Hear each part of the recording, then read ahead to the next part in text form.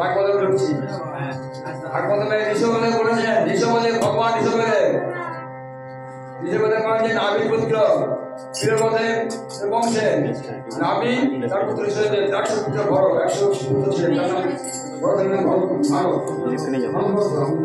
ভারত সেটা বলেছেন বাবা পাঁচটা বাবা ঈশ্বর পাবে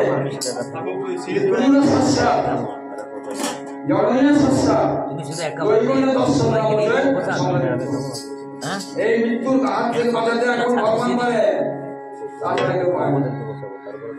কেন পারে না? দেখো ভগবান দিলে কে ত্যাগ করেছে? স্বজনকে ত্যাগ করে থেকে স্বজন থেকে ত্যাগ করে থেকে বিভীষণ সমস্ত গোপীরা স্বামী পুত্র ছেড়ে পালিয়ে গেল কেন? ভগবান দর্শন জন্য। ভরত তার মাকে ত্যাগ করেছিল, মাকে ত্যাগ করেছিল, বিভীষণ ত্যাগ করেছে, আর বাবাকে ত্যাগ করেছিল বললাম বাবাকে ত্যাগ করেছে।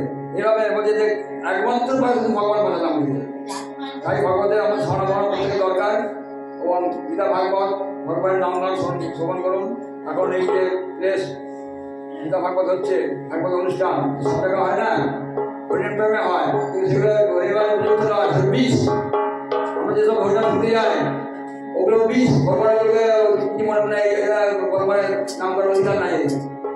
মালা আছে তার নিন্দা করছি না, কিন্তু নিয়ম হচ্ছে ভগবানই নাই। ভগবান ধর্মবেদ মেনে যাবে কি?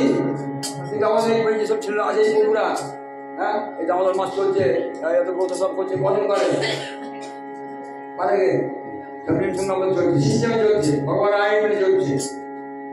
যাই হোক, একমাত্র প্রথম শ্লোকে জটিল শ্লোক বাবা, যারা শিক্ষিত ছেলে এখনকার তারা পড়তে পারবে। আমার নাতনি সে বেশ পড়ছে, 4 বছর হয়ে গেছে, সে বাবা মালা এখন যে রাম প্রকাশ করছে দাদা করে যে আমাকে বুঝতে হবে।